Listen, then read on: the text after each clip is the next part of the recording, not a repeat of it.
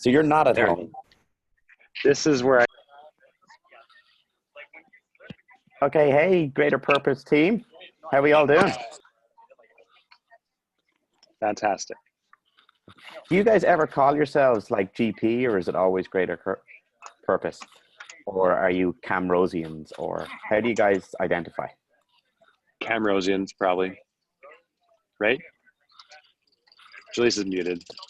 Oh yeah, no, I feel like we also say GP. GPHF. Yeah. GPHF. Okay, Yeah. cool. Well, look, for anybody watching, for you guys, thanks for jumping on. For anyone watching the recording, thanks for tuning in. This is really a talk to talk about the beliefs that we have around mindset and how we can smash through them, and then what we're going to do in the course. So hopefully those tuning in on the phone can see my lovely slides, and if you can't, well, tough, I'll send them on afterwards. So this is all about like how to use mindset skills to reduce your stress, increase your productivity without sacrificing ambition. I am not going to ask you to sit on top of a mountain and become a monk and give away all your worldly possessions as well. I want you guys to be able to smash PRs, hit your nutrition goals, hit your work goals, have fantastic relationships, you know, build a dream house, whatever you want as well, with using mindset tools as a way of bolstering that and strengthening that all the way through. Doesn't that sound exciting? So some concerns people have before starting is like, I've tried meditating and failed. And if this is you, we'll help address that as well. Or mindset just isn't for me. I need to invest hours in my day for this course to work. I don't want to lose my edge. They're totally legit concerns, and we'll talk to them about that as well. And realistically, if mindset hasn't worked for you, or meditation hasn't worked for you, or you've tried it and it's been not to your taking, it's just that you haven't been taught right. It's, imagine learning a lift and then driving without seeing a teacher. You're going to make a lot of mistakes and stall out and not know how to put your foot on the gas and take your foot off the clutch. You're not going to know where to grip the bar and what's important to the lift as well. And it's just a skill you can be taught. Your brain is designed to learn. It's designed to adapt. That's the entire function of the brain. So we can train our brain to be whatever we want it to be and learn the skills we have as well. So, and again, like I said, I'm not going to get you to spend hours a day, because we know we're all busy. We know we're under stress. We know we're under pressure. So what we want is short bursts that are really going to give us a great impact as well. Now, in addition to that, I often get you just need to deal with unreasonable people. And if you just didn't have unreasonable people in your life, life wouldn't be stressful. Amazingly, I'm seeing Jaleesa nod and shoot Matt a look right now. So maybe there's some unreasonableness there, Matt. For those of you tuning in, watching the recording, I'm going to rag hard on Matt as well. So I didn't know you could still see me. I thought I was in my own world over here. Oh, that joke was pre-planned. That joke was pre-planned. Like, it's like rag Matt here as well. No? That's fair. Okay, or maybe you're like, why do I want to do mindset? And maybe you just want to feel better. You just want to go after bigger goals and reduce stress. So, and hopefully by the end of this course, I'll have shown you that mindset is the key to unlocking all the other areas of health and happiness. I'm going to give you a system that's easy to learn and implement, and then just help you unlock skills you already have. One of the things in the course is these are skills you've already practiced and maybe have applied to other people. You just haven't applied to yourself. And once we can get over these little blocks, you're going to really see your success supercharged. And also it's a fundamental program. We're not doing about mindset for lifting, or mindset for nutrition, or mindset for mountain biking, or mindset for Thomas cooking in the kitchen because he seems to have disappeared off the feed. I won't pick on you exclusively, Matt. Lindsay, you're good. We haven't met yet, so you'll get no teasing during this presentation as well. So what we're going to do is work on applicable to any area you want to use it for. We're going to learn the foundational skills and then apply them to any way. And again, because Matt and Jaleesa are out mountain biking, this is taking the fitness you use in the gym outside of the gym. We're going to build your fitness in the gym. Traditionally, the way we've been taught is that if we improve our finances, we improve our relationships, we improve our open score, our impact on the world, then that is going to boost up our self-worth, our confidence, our self-esteem, and our peace of mind. And that's the way we've been taught. And maybe our parents and our teachers and our coaches before always felt that, is that you get the success and then you get the peace of mind. Counterintuitively, it's when we start working on this area specifically, start working on ourselves internally, that it actually makes these things a lot easier to go after, right? Or we might actually find that we don't need the $1 million job if it's stressing us out. We can develop a better relationship for ourselves. We can be happy with our open score if we've done our best. For those of you who don't know, the open used to be this cool thing when we had this thing called sports pre-coronavirus. And maybe we'll have it again sometime in the future. So what we're going to do today is hopefully kind of convince you that if you work in your inner world, achieving all these outer things actually becomes a little easier. And even if you don't achieve them, you're still reassured at the end of it.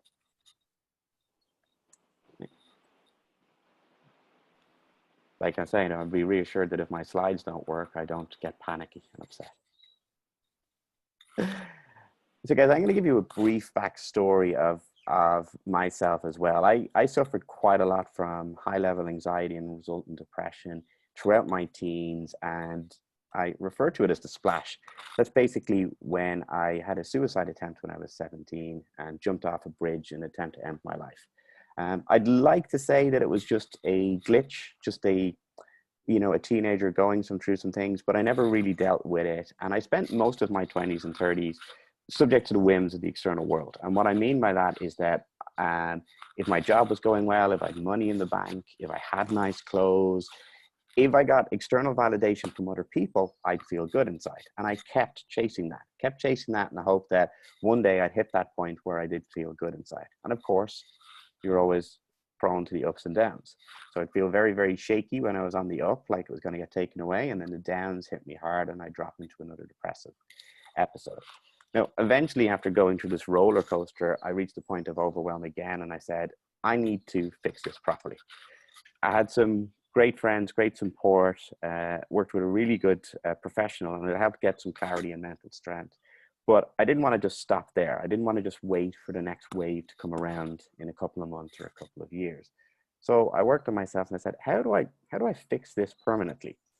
And essentially I became a little experimental scientist where I was the guinea pig as well. And I test things because I'd been as low as I could be. So what had I got to lose? Let's try this again. And I would try things for 30 days, note my results, tweak it, try it for another 30 days, note my results and all that. And bit by bit, I came up with a system that worked really well, was really, really short on time, because it's great to say, well, I'm going to take days off every week to spend in nature.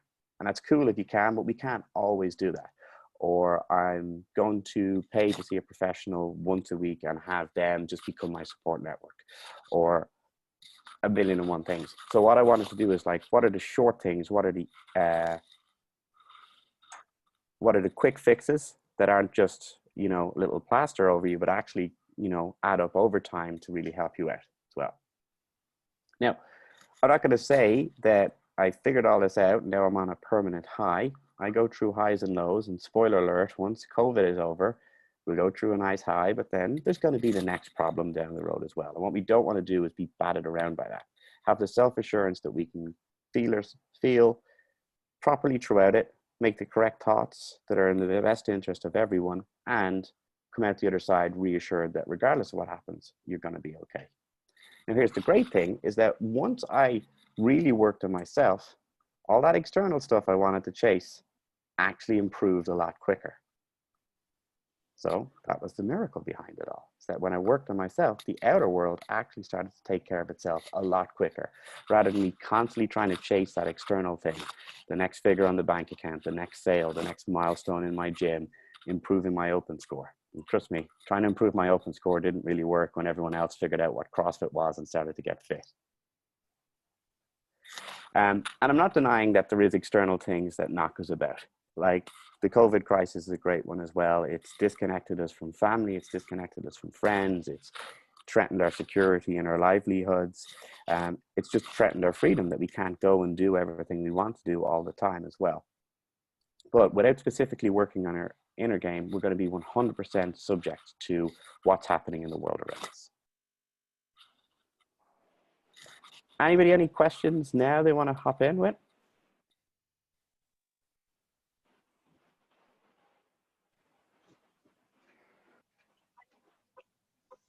So Lisa, do you have any questions? No, I'm already an expert at this, so no, I'm just teasing. No, that GP makes a lot of sense. GP Nutrition has this stuff down. Oh yeah. Okay. So guys, the most common thing is like, what do you mean by mindset? What are we actually trying to train? What's the outcome of taking this course? What's the outcome of learning the system? And really what we want to do is be present. And what does present mean? It means we just have awareness. We're conscious of our thoughts, our feelings, and our actions. Sounds really simple, but a lot of the time we're going through things on autopilot. There's estimates out there that somewhere between like 45 and 90% of everything we do in our day is done by habit. 90%, can you believe that? Sounds a bit ridiculous, but when you think about it, you get up roughly at the same time. You always go to the kitchen, you make your breakfast in the same way, and that carries on throughout our day. And sometimes we can be doing a lot of things on autopilot. And wouldn't it be better to take back control and then say, okay, if we can be aware of what we're going to do. And then that means we can focus our days how we want them to be. We can do a workout because we like just working out with our friends in the gym and having fun. We can do a workout knowing that it's improving our deadlift score, and that's important to us. We can pick the exercise that works well for us. I'm going to keep referring back to exercise as well. We could also make the thing to nutrition is that we can be aware that when we're eating, okay, this food is good for me, this food isn't good for me. Or to take away the good and bad labels about food. This food gets me closer to my goals. This food gets me further away from my goals. Great example is pizza. Pizza on your own, on your 50th episode of Netflix, probably you're not aware, you're not eating it. Pizza while, you know, sharing some time with friends and catching some lols, then pizza is probably pretty good for your emotional and social health. I have nothing against pizza now. I don't know if this goes against the GP nutrition prescription, but I want to say that I have nothing against pizza in the right context. Mindset is also... I was going to say, all of my clients know that we eat pizza at least once a week, so okay. You're safe. Yeah. I'm safe. Pizza is fully endorsed by GP. Yeah. Love it. Love it. Okay. Yep. What do I mean by positive? Positive basically means we feel we have a sense of agency. So things aren't happening to us. We're in control. We're responsible for our lives. Now, that doesn't mean I'm in complete control of the weather, which has actually started to get very cloudy now as I sit out here on my balcony. And I'm not in control of what the government does. But I do focus more on what I'm in control of. Okay, yeah, I'm in lockdown. I can't go to my gym, but what can I do? I can reach out to members personally. Okay, I can't go hit some snatching, but I certainly can do some burpees and sit-ups in my living room, developing that agency as well. And here's the big thing is that I'll always talk about is the assurance, is that you can go into events and take chances knowing that regardless of what happens, you're going to be okay. You can go ask that person out for a date. If they say yes or no, you'll be okay. You can go for that promotion. They say yes or no, they'll be okay. You can try go out hot on the workout and go unbroken at the start. And even if you blow up and don't hit your score, internally, you'll feel okay. And then what most of us focus on, once we've built the presence of positivity, is being productive. And we're going to talk about being productive in how you talk to yourself. Is your self-talk helpful or not? We won't say right or wrong. We won't say good or bad. We'll say helpful or not. So this is terrible. I hate this workout.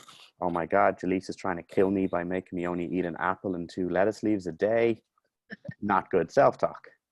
Oh my God, eating this apple and leaves is going to have me shredded in time for my holiday. Positive self-talk. I would imagine we don't recommend just apples and 2 lettuce leaves a day. No, that's not part of the plan. No, not at all. And then we can talk about productive habits. We can then start looking at, like we said, those actions we take throughout the day and see which ones are good for us and which ones aren't. You know, is scrolling Twitter, does it keep me informed or does it make me feel anxious about what's going on with our neighbor to the south? Well, your neighbor to the south, mine across the way. Is watching Netflix, is that how I unwind and connect with my partner? Or is that just how I just stop feeling and I could be better off reading a book or writing the great Canadian novel that you wanted to. And ultimately the communication. So much of our lives comes down to the relationships we have. And if we're not clear in our head what we're feeling, what we're thinking, what the story we're telling ourselves are, and then we try and communicate with someone else who also isn't clear in their head, and guess what? Most of us humans aren't most of the time. And we start to communicate in a messy way, where we've got ourselves messy, the other person messy, and messy communication tends not to end up very well. Would you agree? So that's what mindset is. So we're going to just take a little detour into your childhood. Don't worry, I'm not going to ask about any memories or anything like that. We're just going to talk about how the current mindset you have has come into play. And it's basically along this, is that we have an experience. That could be, we touched the hot stove, our favorite toy got taken away from us, the dog licked our face, 1,000,001 things. That ant picked you up too harshly. And what we do is we make up stories to make sense of this. Humans create stories out of not complete information to make sense of the world. And then we draw a conclusion based off these stories, and we start to act for them as well. So it's like, hey, I know if I scream really, really loudly for hours on end, mom and dad will come in and feed me a bottle. So I know if I kick up a big fuss, people will respond to my demands. And the thing is, that might work when you're 2. And I'm sure when we were all 2 months, all we did was cry for attention. Right? Tom, you missed a spot. But we never update these stories. And that what it means is we have patterns running on in our head that may or may not be helping us in our current life situations.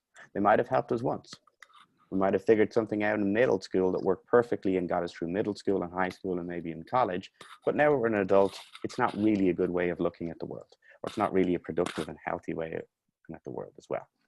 And we can see these stories all the time in the gym, such as people coming in and saying, I heard weightlifting makes you bulky. I heard you have to go low carb. I heard you have to go low fat. I heard you can't eat any protein. I heard vegan is the way to go. And we can have these stories in our head that may or may not be healthy for you as well. And again, this is like we're pulling too fast from the floor on the Olympic lift, and it worked for us to get us up to 40 kilos, but we have to update that to pull it slower from the floor if you want to snatch 50 kilos. But this goes on in our head as well. And mindset training is just becoming aware of all these patterns and then changing them if necessary. Nothing's good or bad, it's just what's working well for me as well. So, any questions there before we move on? No, that makes sense. Okay.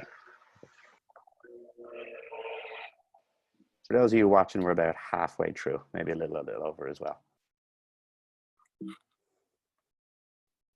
So it's not your fault you were probably overpromised the first time someone said to you about meditation as well.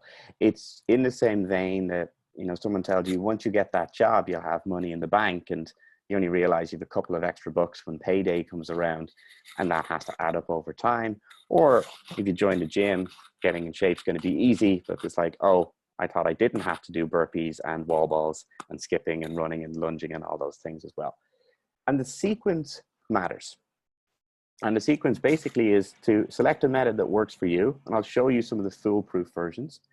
Set a time that works for you, and then here's the big thing, is that set the intent and reward yourself as you're doing that. So when we start taking our practice, when we start going into the course, is that we will start putting in the work, and it will take a little while to see the results in our life. This is no different than anything else you do. You start a college course and it takes you a while until you get a degree.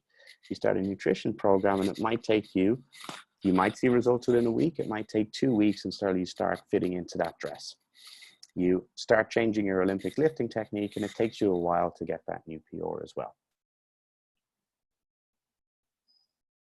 So, for example, is like I used to think that long guided meditations were the only way to work as well. And I tried doing them. I tried doing the body scan, the open awareness, deep breathing, introspection, listening, past healing, you name it. But life gets busy and everything and then you pause. You can't invest the time in 30, 40 minutes a day. So you find a quicker way. And that's when I experimented with the mindful minute, which is the first thing I always get my clients to do. Pause for 60 seconds. 60 seconds seems like, well, that's not going to do much. But everybody who does it note the impact of it straight away. So here's the framework. And there's so many great tools out here, but like a phone number, you need the correct sequence for them to work. If we start going into counting our macros and intermittent fasting with a keto bent, when we don't even know what a protein, carb, and fat is, it's just doing it at the complete wrong way as well.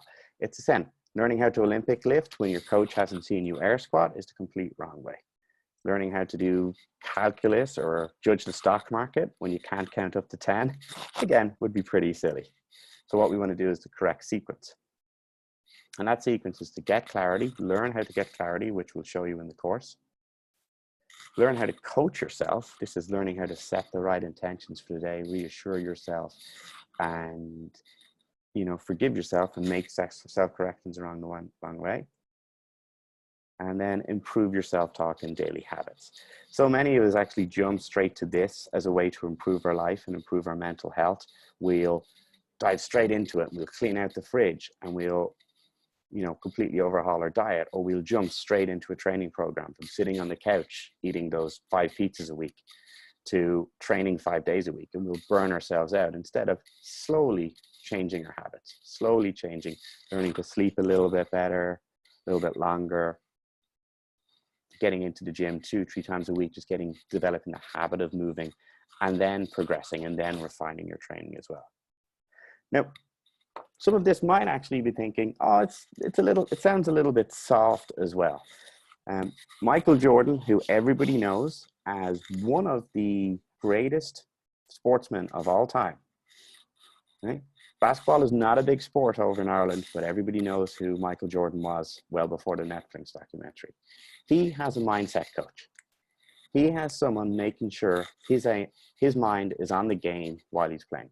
And his mind isn't on his ex-wife looking for alimony. It isn't on Nike and the sponsorship deal. It is on the basketball game as it is. It isn't on the last play. It's on the play right now. So Michael Jordan has one. And if Michael Jordan can benefit from one, again, arguably one of the most focused athletes in the world as well, if you watch the Netflix documentary about him, we can benefit from this as well. Or you could have that like, I'm too busy for this right now is another big one that pops up as well. I guarantee you, if you're too busy, you're bashing your head against the wall and you're blunting yourself back down. Abraham Lincoln, I think, was the guy who said, if I had an hour to cut down a tree, I'd spend 50 minutes sharpening the axe. If we organize our mind and our life really well, we can be a lot more productive. If we're always too busy chasing, chances are we're making mistakes. And I used to do this all the time. I'd be like, oh, I have to get this done, and try work late into the night instead of going to bed, waking up the next morning and getting it done in 10 minutes. We're going to rely on something as well called habit stacking, because I know people are busy. I know people out there. We don't want to make mindset training another thing you have to do. If you're already trying to manage kids, trying to manage your relationships, trying to manage your friendships, trying to manage getting to the gym, trying to manage your nutrition, trying to manage some entertainment time like getting out in nature or chilling and watching Netflix, you absolutely don't want to have to say, well, now I need to fit mindset training into it as well.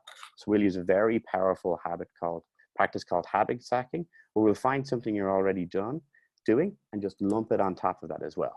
The most common ones we use are your morning coffee and brushing your teeth in the evening. I really hope we don't have to talk to people about brushing their teeth, so we presume everybody has that habit as well. We're going to start by spending 1 to 2 minutes a day, 60 to 120 seconds a day. It seems like it wouldn't work right. I love telling the story of Peter, my friend and one of my clients. He's given me permission to tell the story. His kids were always up before him. He was dropping his daughter to school right next to his work. Her school was right next to his work. He'd work all day. He'd come home and then he'd feel he'd have to do admin and then spend time with his wife. And he had this anxiety, massive anxiety surrounding the fact that he built a company. He was trying to support his wife and his kids. He wanted them to have a great life, but he wasn't spending any time with them. And, you know, the worry about what happens if the contracts run dry next week or next month. We spoke to him and we got him to stop before he got out of his van. So he's still in work at this stage. He's in his work yard. And we said, take out your phone, put it on for a minute to 2 minutes and just watch it go by. Everyone else will think you're just responding to text messages. Take that minute for yourself and calm down.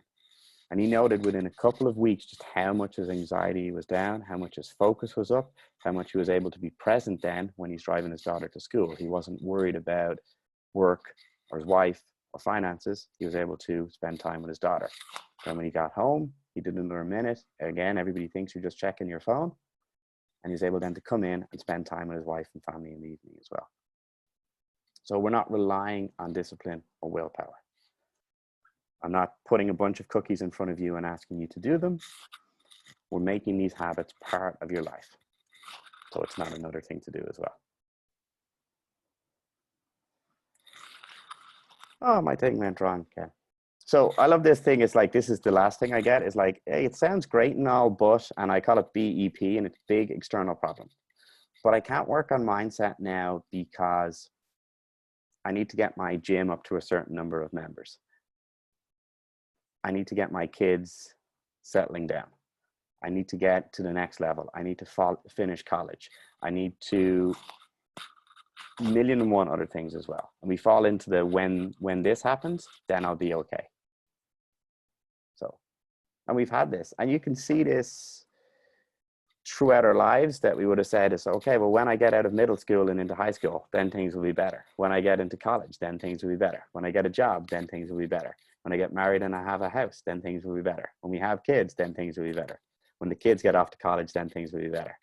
And then all of a sudden we're in the nursing home thinking, okay, things are going to be better soon. That's a bit of extreme example, but hopefully you get the point as well. The reason why this creeps up as well is to go back to the childhood thing we talked about, is that when we were little kids, we had no other choice but to have someone else or something else take care of our lives for us.